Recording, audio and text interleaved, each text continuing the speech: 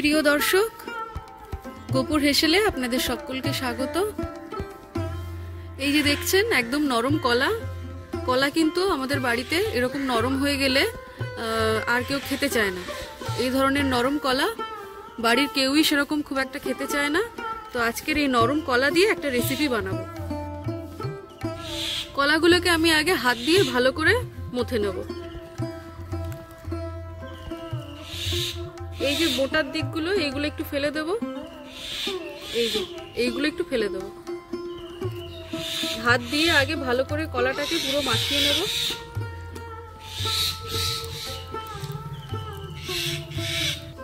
এই যে আমি কলাগুলোকে একদম সুন্দর করে ভেঙে মাখিয়ে নিয়েছি। আপনারা চাইলে মিক্সার গ্রাইন্ডার ইউজ করতে পারেন। এবার আমি এতে কিছু উপকরণ দেব। আমি আটা দিয়ে দেবো 2-3 চামচ। আমি 3 চামচ মতো আটা দিলাম। এটা হচ্ছে ময়দা, 2 চামচ দেব। যারা ময়দা খেতে পছন্দ করেন না, ময়দা নাও দিতে পারেন, সেক্ষেত্রে আর একটু আটা বেশি করে দেবেন। এবার এতে দিয়ে দেবো একটু সুজি, 1 চামচ, 2 চামচ,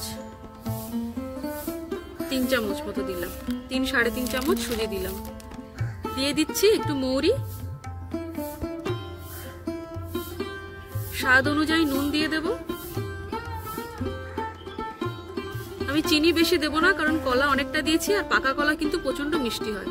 আমি 1 চামচ মতো চিনি দিলাম, প্রয়োজন হলে পরে আবার দিয়ে নেব। এটা রয়েছে খাবার সোডা। সোডা আমি এতে অল্পই আছে, আমি পুরোটা দিয়ে দিলাম। এতে রয়েছে 2টো ডিম, 2টো ডিম আমি এর মধ্যে দিয়ে দিচ্ছি। এবার আমি এটাকে ভালো করে মাখিয়ে নেব।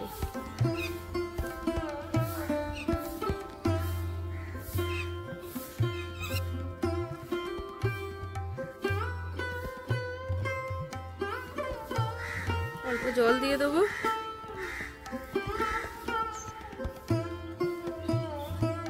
আমি হাত দিয়ে পুরোটা সুন্দর করে দেখুন মিক্স করে নিয়েছি, মাখিয়ে নিয়েছি। আমার ব্যাটার কিন্তু একদম রেডি। এটাকে 5-7 মিনিট আমি রেস্টে রেখে দেবো। কড়াই গরম হয়ে গেছে, আমি তেল দিয়ে দিচ্ছি।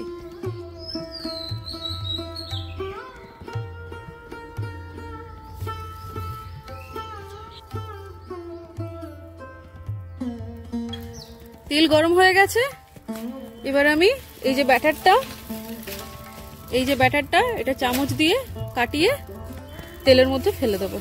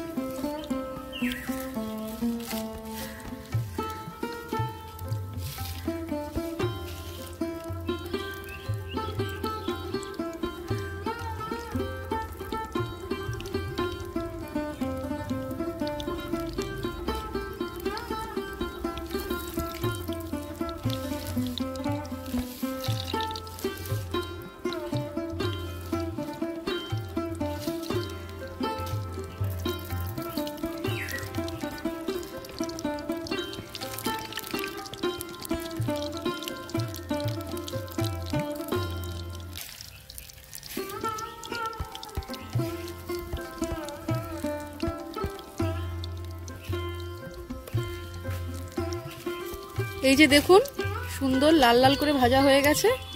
এবার আমি এগুলোকে তুলে নেব।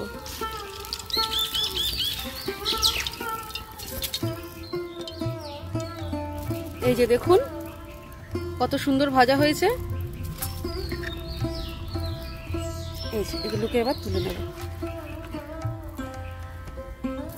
আমি আরো কয়েকটা ভেজে নিচ্ছি।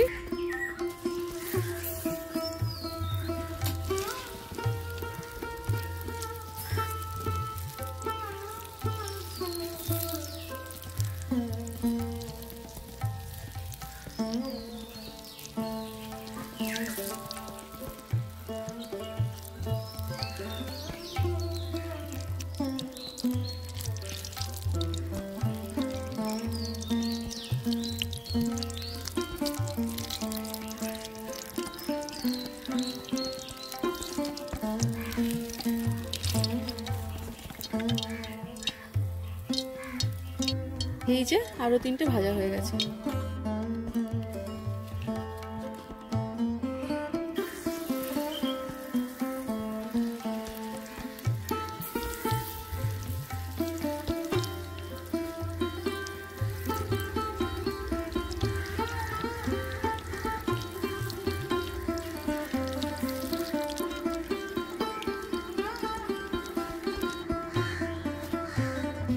প্রিয় দর্শক, গোপুর হেসেলে আজকের আমরা রান্না করলাম নরম কলা দিয়ে মালপোয়া।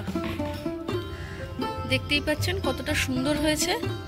বাড়িতে নরম কলা থাকলে কিন্তু কেউই খেতে চায় না, তো সেক্ষেত্রে কলাগুলোকে ফেলে নষ্ট না করে এইভাবে কিন্তু কলা দিয়ে মালপোয়া বানিয়ে বাড়িতে খাওয়া যায়। ভিডিওটি ভালো লাগলে চ্যানেলটি লাইক, শেয়ার, সাবস্ক্রাইব প্লিজ করে দেবেন। আপনাদের ভালোবাসা, সহযোগিতা আমাদের বিশেষ প্রয়োজন। তো আজ এ পর্যন্তই। আপনারা ভালো থাকবেন, সুস্থ থাকবেন।